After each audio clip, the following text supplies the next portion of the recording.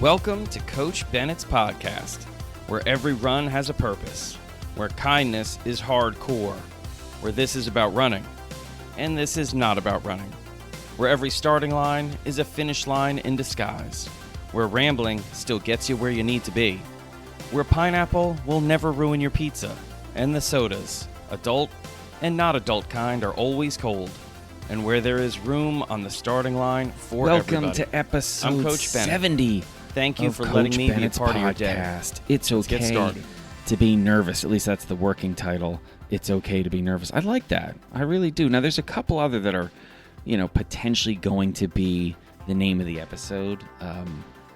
Being nervous means you care. That's one. I've been saying that one for over 15 years, so that's kind of stuck in my head. But I think I'm going towards it's okay to be nervous. Or it could be the big day, being nervous. I'm not sure. You know what? Let's just call it. Let's call it now. You want to be a part of this? Show of hands. Who thinks it should be nervous means you care? Okay. Show of hands. The big day, being nervous. Okay. And lastly, show of hands. It's okay to be oh, wow. All right. Yes. Emphatic. Everybody wants it's okay to be nervous. Fantastic. Well, that's what it is. It's okay to be nervous. And like I said, episode 70. Pretty cool, right? I mean, I will tell you this. Compared to a lot of podcasts out there, 70 isn't even that much. So we're kind of like a little baby. And I'm okay with that too.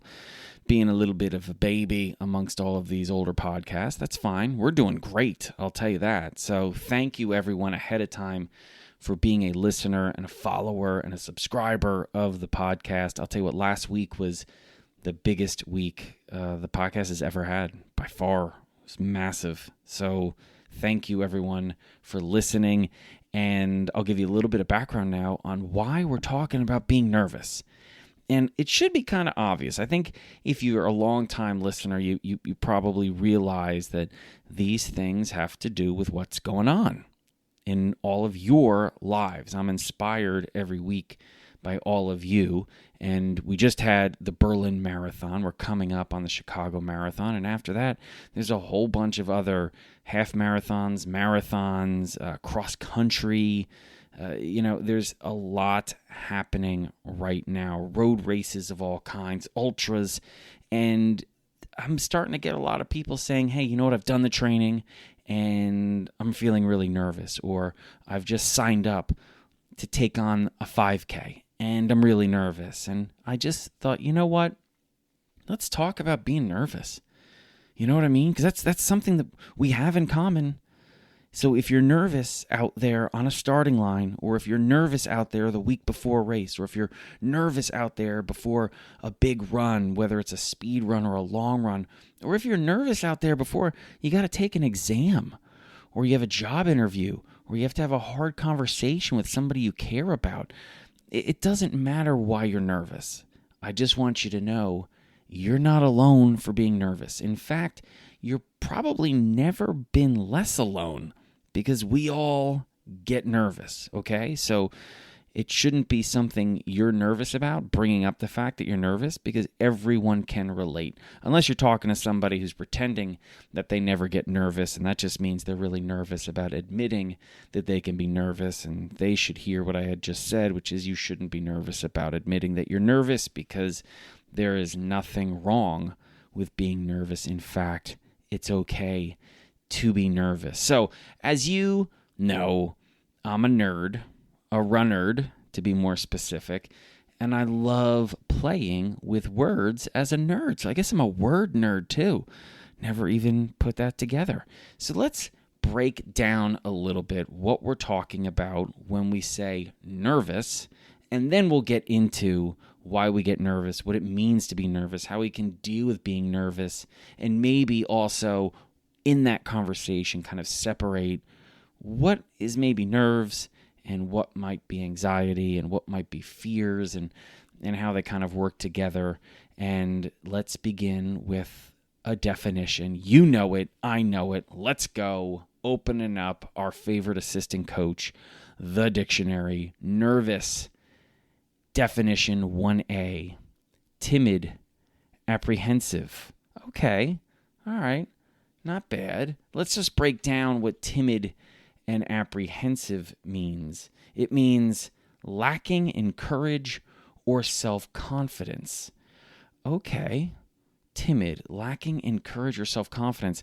That makes sense to me as a coach when I'm talking about athletes being nervous. Let's also talk about what apprehensive means. Viewing the future with anxiety or alarm. Okay, I get that. All right, well, if we're going to do that, let's talk about what courage and self-confidence mean, because I want to start with that first definition, first word, okay? When we talk about nervous, 1A, the first word, timid, lacking in courage or self-confidence. Now, what is confidence? Respect for your own abilities and accomplishments. We'll get to that. We had a podcast a couple weeks ago just on confidence. So if you haven't listened to that, what you could do right now is pause right here, go listen to Confidence, the episode on confidence, and then come back. How cool would that be? All right. If not, then just check out Confidence after this. It'd be a good double whammy, back-to-back episodes. Maybe you're doing like a long walk, hike, run. Maybe you're in traffic, or maybe it's on your way to work and you can listen to the other one on the way back from work, whatever. So timid, lacking in courage or self-confidence. We define confidence here on Coach Bennett's podcast as respect for your own abilities and accomplishments. And let's get down to courage. All right. Let's talk about what courage is. Courage is moral or mental strength to venture, persevere, and withstand danger, difficulty, or fear. Okay, let's talk about that again. Courage, moral or mental strength to venture, persevere, and withstand danger, difficulty, or fear. I just think it's really important to understand some of these definitions of these words that we just throw out. We talk about all the time. I'm nervous. I fear, what's going to happen during the race. What does it mean to say I lack courage or I have courage? These are really powerful words, and I think it really is beneficial to know what we're talking about when we're talking. You know what I mean? And when you break it down, it suddenly makes sense that so many of us get nervous on a starting line, or walking into a classroom, or walking into a boardroom, or in front of a group of people, or sitting down across from somebody we care about to talk about something that may be difficult for one of us or both of us to talk about. So, being timid or lacking in courage or self-confidence, all right, and apprehensive. So, when we're nervous, okay, we're lacking in the ability to acknowledge our own abilities and accomplishments. So that makes sense. One of the reasons why we may be nervous is because we don't have a healthy respect for our own abilities and accomplishments. Now, this is slightly different than what most people think. Like, I'm nervous because I'm not sure if I can do that. Well, pause for a moment. Why are you not sure? One of the reasons why you may be nervous, meaning you're not sure if you can accomplish something or meet the challenge, is because you lack respect for your own abilities and accomplishments.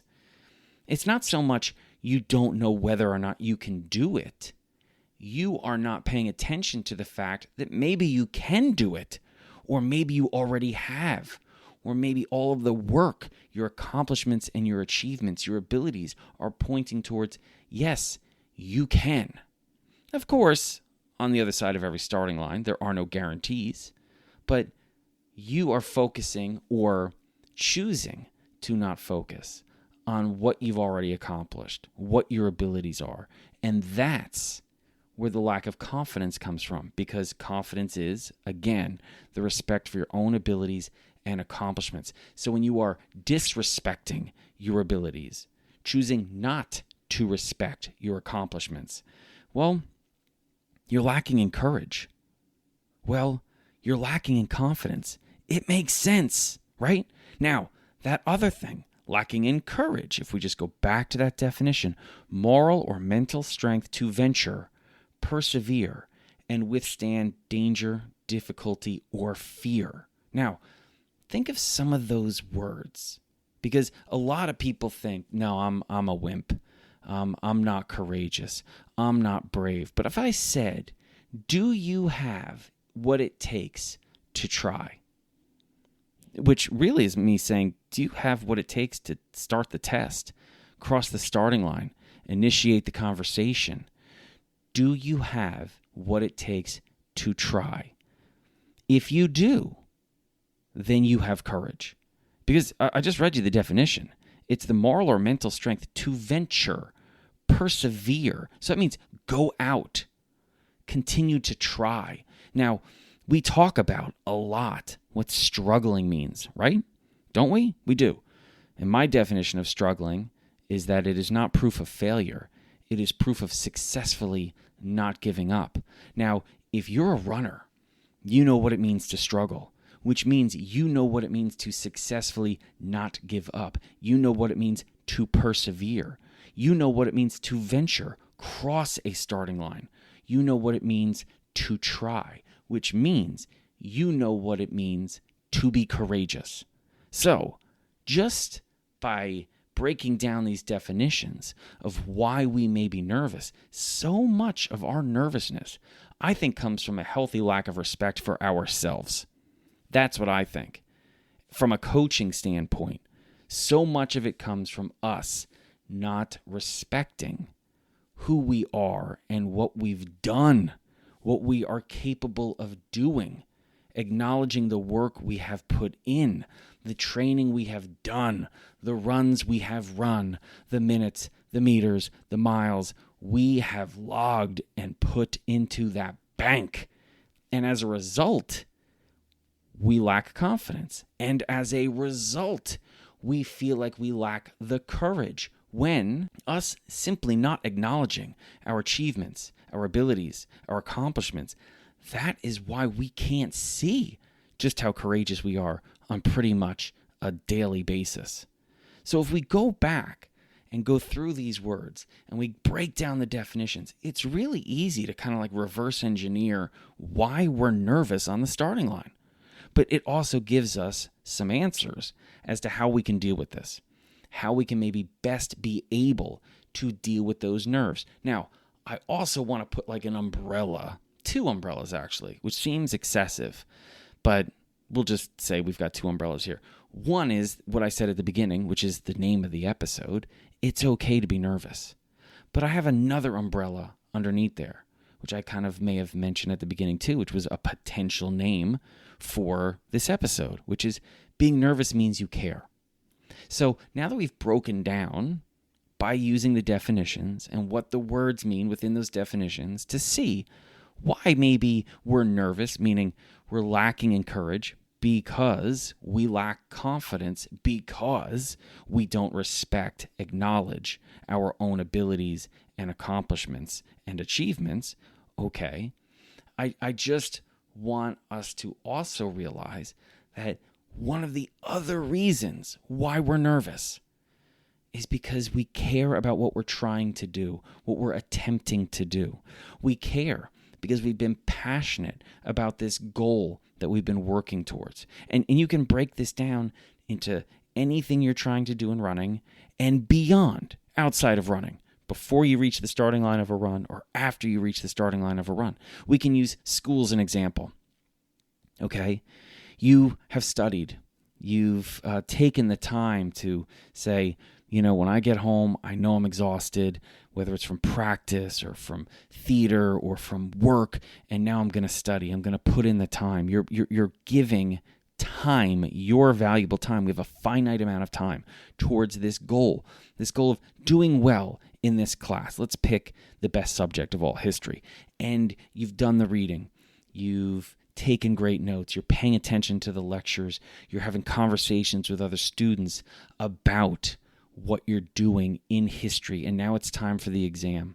And what you're hoping is, and hope is such an important part of all of this, is that all of the work you've done is going to show itself in some way on this exam, that you will be able to give light to all of the work that you've put in, that you can take advantage of all of the work that you have spent time, your valuable time, your finite time giving towards this, which is the exam. Can I possibly do justice to what work I have put in? And that's where suddenly you can get nervous because you don't want to shortchange yourself. And there may be other factors involved. You want the teacher to know, the professor to know that this mattered to you, that you were invested, that you respected their time, the work they put in to share this information, to teach. And you want to pay it back in some ways, or at least show that level of respect that I was interested, I was engaged, and can't you see that through my test? Now, here's the thing. Being nervous, which again is okay, can sometimes cause us to be anxious, can sometimes cause us to feel like things are speeding up, right? I mean, that's part of what nerves, out of control nerves, can do. They can make us feel anxious. Now, what does anxious mean? Well, it's defined as extreme uneasiness of mind or brooding fear about some contingency. Think about that. Extreme uneasiness of mind or brooding fear about some contingency. Now, that doesn't sound like an environment that is conducive to great performances, right? Where you are experiencing extreme uneasiness or a brooding fear, okay? Now, what is fear? Fear is an unpleasant, often strong emotion caused by the anticipation or awareness of danger, okay? Anxious concern. So, does that sound like a good environment to take a test? Does it sound like a great situation to put yourself in to try to run 42.2K as best as you can, or 5K in a way that you feel satisfied with the level of your performance? Not really, right?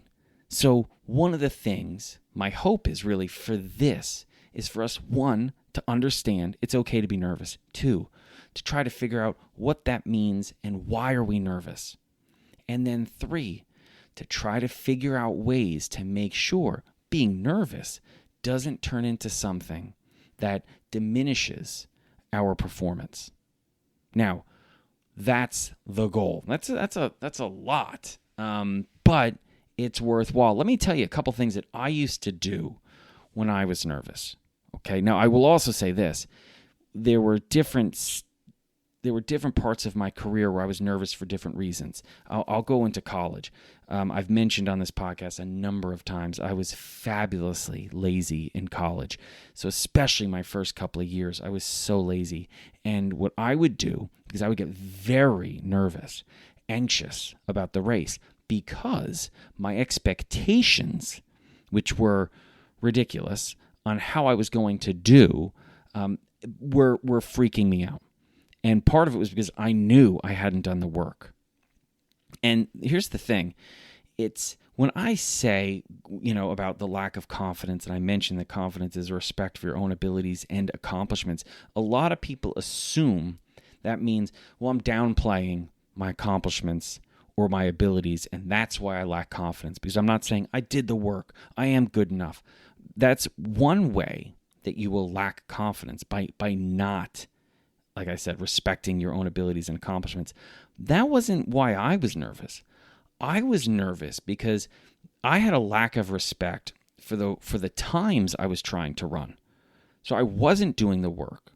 My abilities were not good enough to achieve what I wanted to achieve. I had not accomplished much. So I was actually not respecting the time that I wanted to run, let's say in the 1,500 meters or the 5K or cross country. So I was getting nervous because I lacked confidence, because deep down I realized what I'm going out and trying to do, I'm not good enough to do. But I'm setting myself up that that's what I'm going after. And I would get on the starting line and I knew I was a fraud because I wasn't diminishing my own abilities. I was doing the opposite. I was shining my abilities to a point where it was like, these are no longer my abilities. These are the abilities of someone that put in the work. These are the abilities of someone that was training way harder than I am. I don't earn the right to lack the respect that I have for these times. And what would happen is I would get nervous. So what I would do, rather than being honest with myself and saying, I need to adjust my goals, I do. I need to lower my goals because I'm not good enough to do that. And that's what's getting me so anxious on the starting line. That's why I have such low confidence on the starting line. I'm setting myself up for failure. Now, part of me setting myself up for failure was the fact that I was training for failure as well, but maybe that's another episode. So what I would do is I would hide under noise. I would listen to very loud music, very fast music, very aggressive music, and I would bounce around and I would act cocky because I was hiding. I was basically being a peacock, and I was really like a field mouse. You know what I mean? And I don't want to disrespect any field mice out there because I'm sure what you do is badass and awesome. So if I get letters from field mice, I apologize. It's just the first animal that came into mind. But I was acting like a peacock. I had nothing. These were like fake feathers. This was just just nonsense. You know what I mean? So I would get on the line, and I just spent a good hour between starting my warm-up, stretching, drills, strides at an elevated heart rate because I was trying to get myself psyched up because I felt I needed to be more than I was in order to achieve what I was trying to achieve, which was more than I could achieve. So I think you know what happened. Inevitably, I wouldn't reach the goal. And then afterwards, I would beat myself up. Instead of actually saying, well, why didn't you reach the goal? You didn't reach the goal because it's a ridiculous goal. What you need to do is you need to pick a goal and then do the work associated with that goal. So when you get on the starting line, you can actually think about what you've done, and that is where you will become confident. I was unable to look at what I had done and become confident because what I had done was not enough to do what I wanted to do. So that's why I got nervous. And what happened was it took me a long time to change my routine, even when I started to train, even when I started to put into the work, even when I started to have a healthier view of what my goals were. What am I trying to accomplish? Now, keep in mind, remember what I said there. What am I trying to accomplish? I didn't say, what am I going to accomplish? And that took many years for me to figure out. Don't get on the starting line saying, I'm going to accomplish this. No, because if that's the case and something goes awry, whether it's the weather or the pacing or I get a cramp, and if I'm not going to accomplish it, suddenly that was the only thing in the race plan. Well, you're going out there to run this fast for this distance, and if it's not going to happen, now what? So I changed my mentality of, what am I going to try to do here? Okay, I'm going to try to run this time. But more than that, I'm going to give my best. We're going to talk about that in a minute. These small shifts in the psychology of me on the starting line made a big difference. And I was doing the work now, but I was still used to this habit of trying to psych myself up to deal with the fact that I was nervous. I didn't want to deal with the fact that I was nervous, which was why I was listening to such aggressive music, which is why I was getting so psyched up and pimping around, like, look at me, I'm so good. And if anyone looked at my running logs, you would be better served if you were in a heat with people closer to your fitness level so you could actually compete better. But anyway, eventually, like I said, I started to put in the work. And what happened was I still wasn't racing as well or as consistently well as I thought I should based on the training I was doing. And you know what I realized?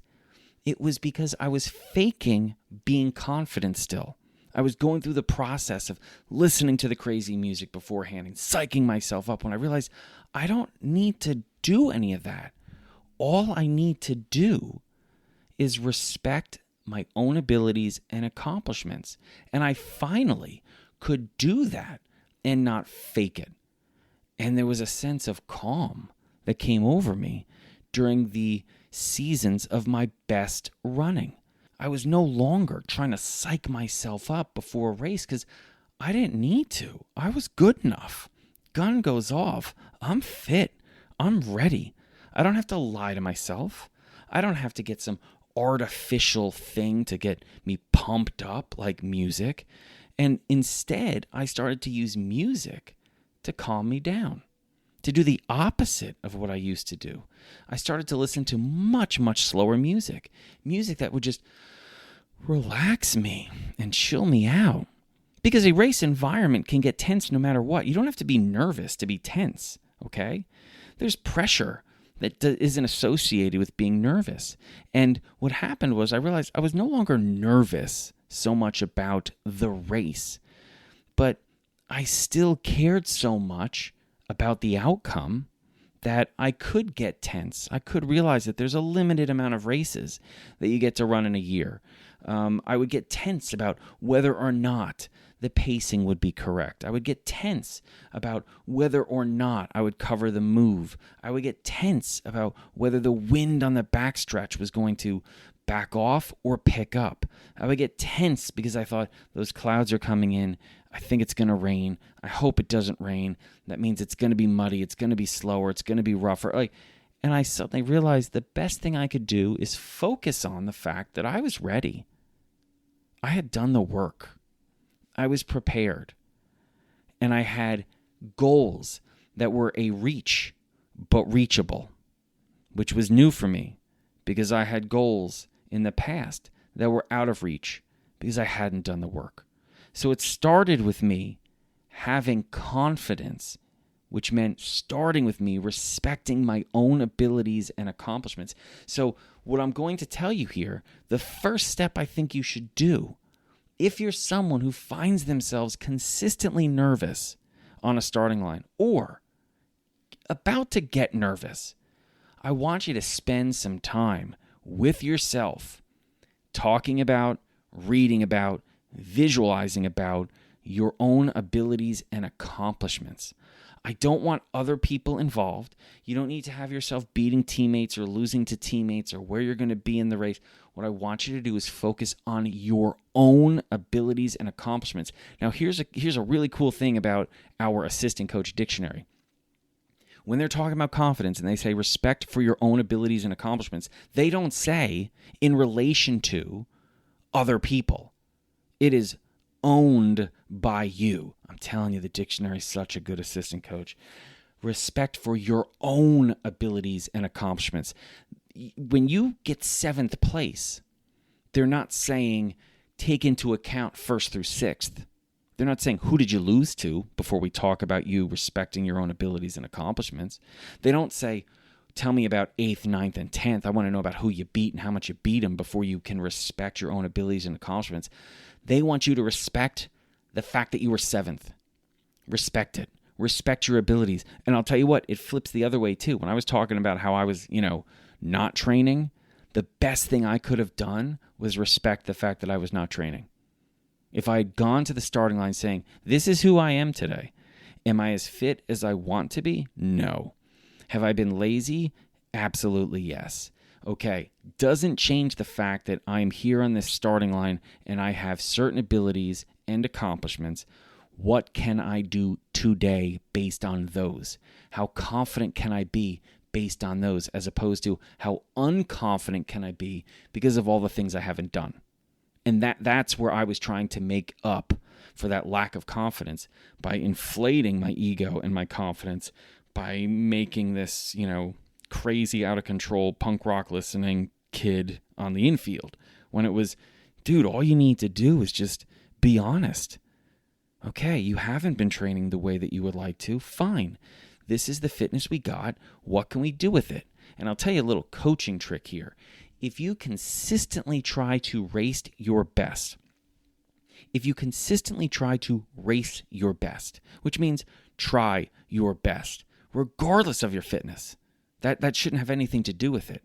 If you're taking a starting line of a race and you're not as fit as you'd like to be, you can still try your best.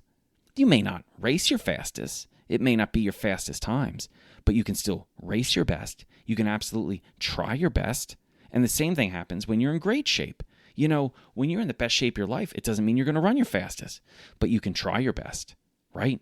You can race your best. Absolutely. So that calmed me down a lot. So I think it would also be beneficial to you to take some time when you're feeling nervous to think about just what you've already done, the abilities you already have, the accomplishments you've already achieved. Think about all that you're bringing to the starting line and let that be your foundation for what you're going to try to achieve and try to accomplish with your current abilities.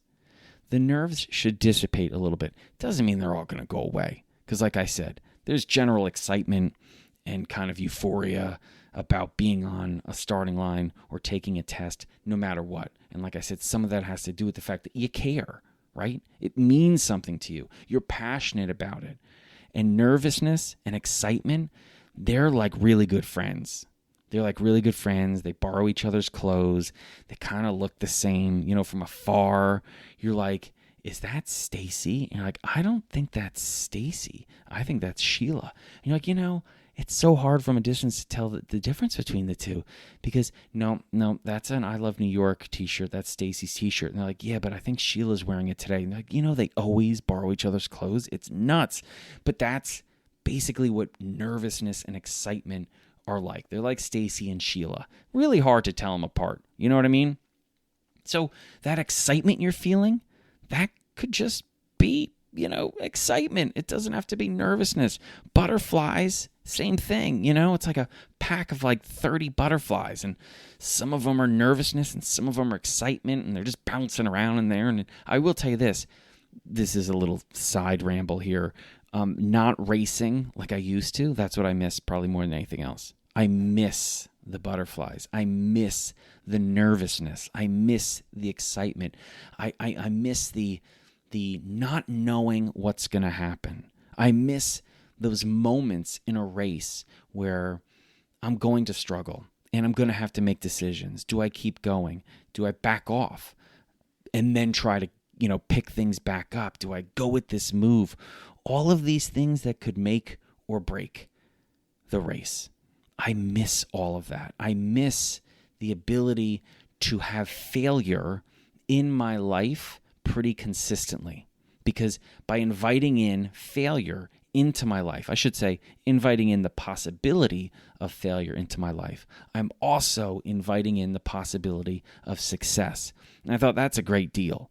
That is a great deal, because you can't really have either truly without the other, right? I mean, you have to.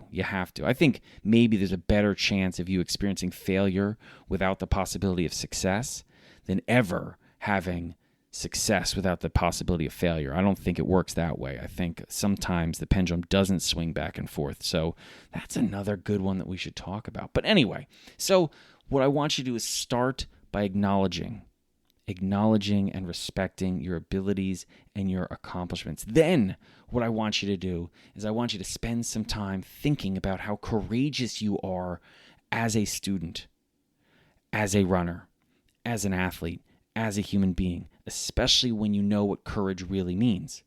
Courage does not mean you're fearless. Not at all. What courage means is the moral or mental strength to venture, persevere, and withstand danger, difficulty, or fear. You can't be courageous without some danger, some difficulty, or fear. Think about that. That's right. It's not about being fearless. I hate when people say, you gotta be fearless. No, you don't. That's nonsense. Fear's a real thing. How can you possibly say that? And we get to be courageous because fear is around or difficulty is around. And I want you to be thinking about that too, that the difficulty associated with trying to do something better than you've ever done it before, or trying to do it as best as you can in this given moment, that's difficult. That's hard. And that's going to demand the fact that you persevere through some tough times, right? That's what struggling is. It's going to take moral or mental strength to venture out and try this. to do this. That's why I tell people, starting line is like a really epic place. I mean, think about it. You're there, and on the other side of the line, no guarantees, which goes back to, the definition of being apprehensive, which was part of the original definition for being nervous, which is viewing the future with anxiety or alarm. And why would you be viewing the future with anxiety or alarm, which means the other side of the starting line? Well, because your future, the race, the test, etc., there's no guarantees. You don't know what's going to happen. So it takes courage. So if you are nervous on the starting line, it's an opportunity for you to become confident if you just take the time to think about who you are in this moment and what you've done to get there. It's an opportunity to be courageous because what you're going to do, venture out and try to do, persevere through, how you're going to withstand that difficulty, deal with those fears. That's how you can be courageous. Yet another thing to build confidence with, because if you can respect the fact that you're courageous, you are one step closer to dealing with being nervous. And again, it's not getting rid of being nervous. It's dealing with being nervous, because you are going to be nervous when you're taking on something that matters to you, when you've put in the work for something over weeks or months, when you're trying to do something better than you've ever done before or the best you can.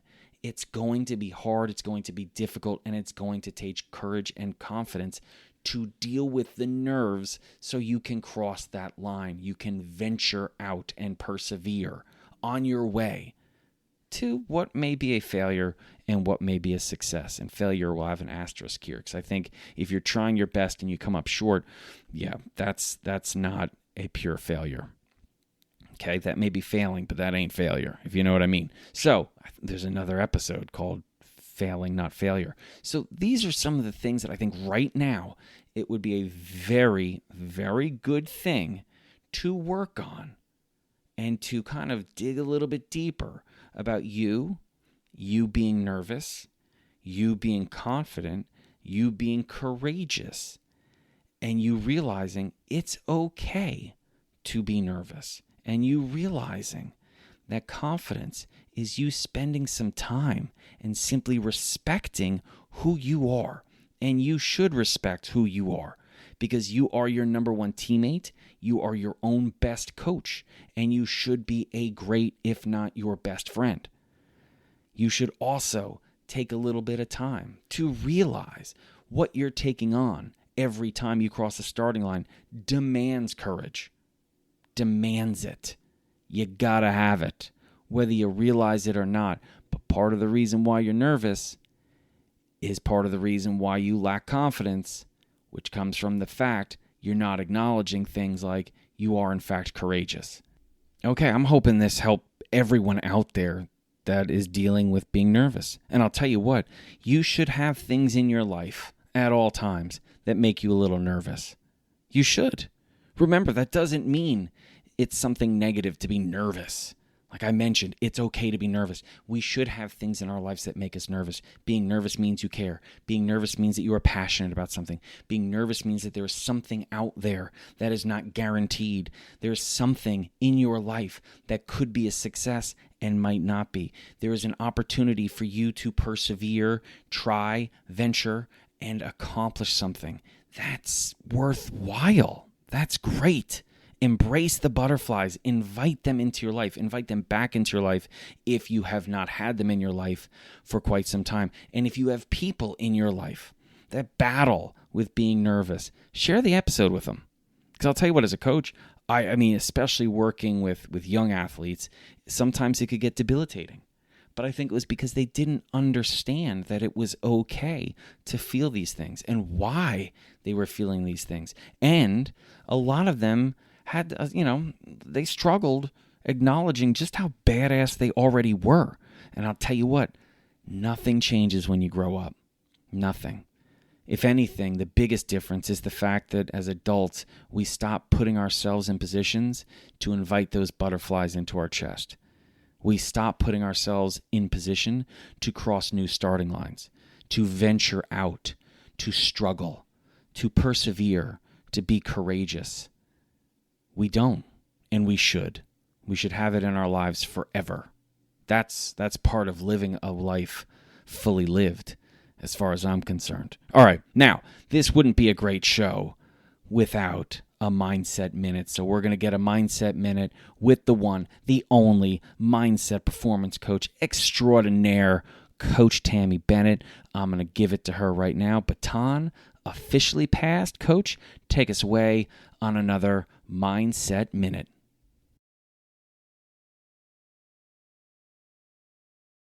Okay, so one of the reasons why we get nervous before we do a big event is because we're scared of it feeling bad if it doesn't go well. So one of the things that we can do is we can control how we treat ourselves no matter how it goes. So if it goes well or if it doesn't go well, how are we going to treat ourselves?